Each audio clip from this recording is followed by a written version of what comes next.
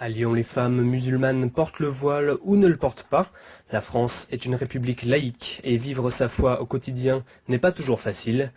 Naza Bouguera est aide-soignante à Lyon. Elle est en France depuis 1963 et pour faire ses 5 prières par jour, elle doit s'adapter. Moi, quand je rentre à la maison le soir ou le matin quand je pars au travail, je fais ma prière.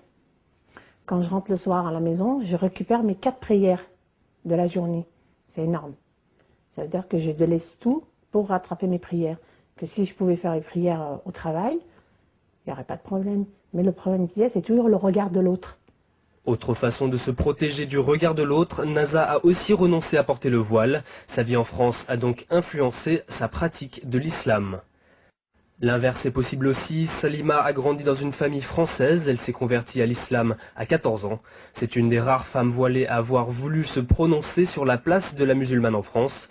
Cette fonctionnaire aimerait porter le voile au travail, mais évoque un déficit de liberté.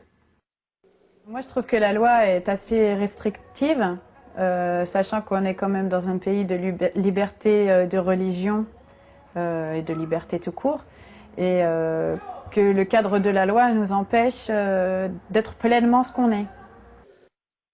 Cette identité choisie et non héritée n'a pas plu à tous les membres de sa famille. Son père voyait la femme musulmane comme soumise. Salima nuance cependant son avis. Et ça veut dire, la seule chose à laquelle on est soumise, c'est Dieu. Après, on n'est pas soumise ni à un mari, ni à un père, ni à un frère, comme on peut le croire. Il y a des différences entre la culture et le culte. Salima se dit libre, mais certains hommes peuvent user de la religion pour asservir la femme. Marie-Martine Chambard milite contre ces abus au sein de l'association Femmes contre les intégrismes. Ce qui pose problème, c'est quand les discriminations se réinstallent, puisqu'on est, nous, dans une société qui ne discrimine pas les hommes et les femmes, qui ne donne pas une place aux femmes parce qu'elles sont des femmes ou aux hommes parce qu'ils sont des hommes. Chacun fait selon ses compétences et ses capacités. Donc le problème, il se pose au moment où les femmes se sentent discriminées et où elles veulent en sortir. Voilà, où on leur assigne un rôle et qu'elles ne veulent pas de ce rôle-là. Et on sait que ça débouche sur des drames. Éternel compromis, les femmes musulmanes de France doivent se reconnaître entre textes de loi et textes sacrés.